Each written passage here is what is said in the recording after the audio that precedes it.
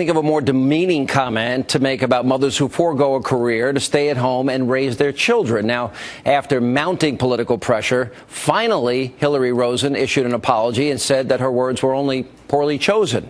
Well, that's putting it mildly. And earlier this evening, President Obama finally distanced himself from the remarks, calling them, quote, ill-advised. Strong statement.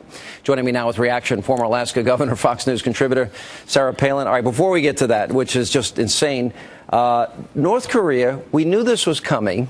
You know, it seems like the president reminds me of Jimmy Carter. He'd draw a line in the sand.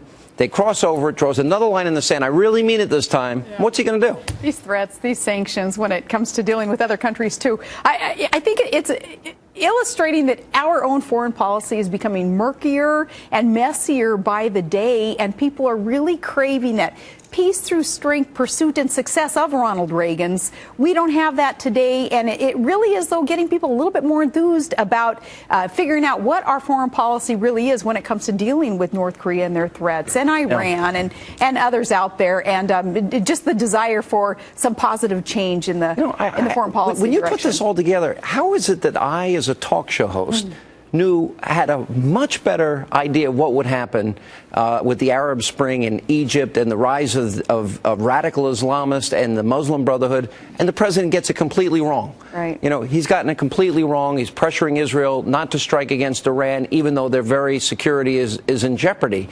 It seems that the world doesn't really respect President Obama. Well, and because President Obama, he had his chance with the Green Revolution that was happening in Iran, where America could have spoken for those who were seeking freedom and some basic God-given liberties, and Obama took a pass on that, and yet did interject himself on some other kind of nebulous policy calls of other countries. We've interjected ourselves there, where a lot of Americans are saying, why are we so inconsistent with our policy and with our interventions? All right, so here we had, over the years, we've had people like James Carville and Nancy Pelosi, and they keep referring to the Republican war against women. President injects himself in the Sandra Fluck controversy, gives her a call, highly publicized. Then all of a sudden he's confronted with a quandary and a moral dilemma, and that dilemma is, oh, Bill Maher, who called you very offensive names, attacked your family and children, attacked Rick Santorum's children, he donates $1 million to the president. Now they don't return the money. Now all of a sudden, have you ever received a phone call? Has your daughter ever received a phone call from the president?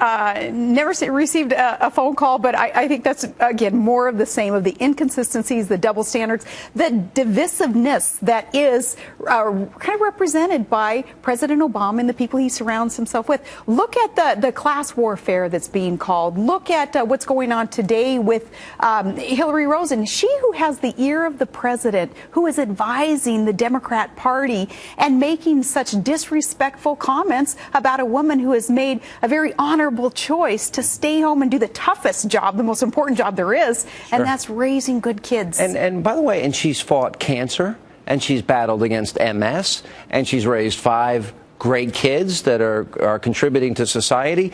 But just think of this phrase, never worked a day in her life.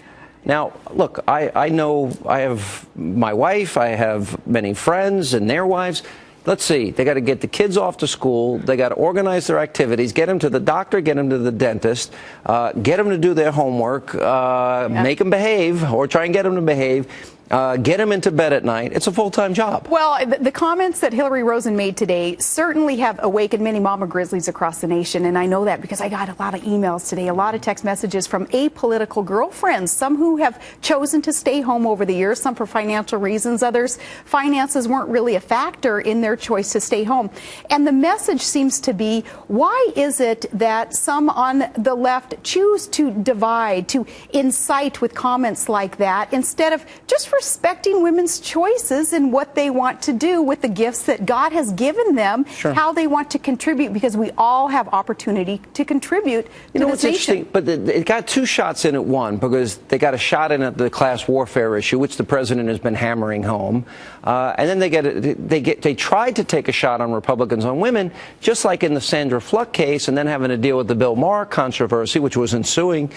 it seems that it backfires. Oh, yeah. The strategy doesn't seem to be working. Well, they're underestimating the wisdom of the people. And the people, in this case, a lot of moms, a lot of women are saying, hey, you overplayed your hand on that one. Let me share with you a quick text that my sister had sent to me. She said, oh, wait, didn't these people slam you, who are the same ones slamming Ann Romney because she stayed at home with her 5 kids? Didn't they slam you for not staying at home with your 5 kids? My sister goes on to say, it's obviously not a mom thing they're slamming. It's a conservative thing that they're slamming. Well said. Because wasn't the argument at the time, how could you possibly raise children and be the vice president at the same time? Yeah, but see, they really have overplayed their hand on that one. Very sad, very real commentary, though, on those who want to invalidate a woman based on the choice that she is making, whether she is staying home and working her butt off in that house or working very hard at home, in addition to being able to have a paycheck outside of the home. But it's interesting, too, that conservative women have been subjected to the worst attacks, the most vile names that they have been called. Sadly for you, at the top of the list, and their voices have been silent, starting with the president, who lectures us about the coarseness of the language and the lack of civility in the culture.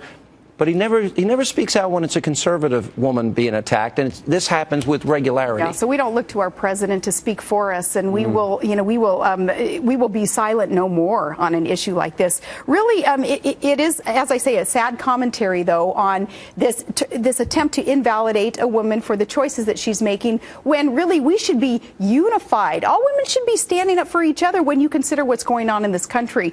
All women and all races and all ages, we are all suffering under Obama's economy, and we need to make some changes. I thought liberals were pro-choice, so you got to make their choice. Now, here's the deal. Here's the hypocrisy. They are not for women's choices and equality and respecting a woman's personal values or choices she wants to make, unless it has to do with that woman embracing their radical left agenda. All right, we're going to take a break. I want to ask you about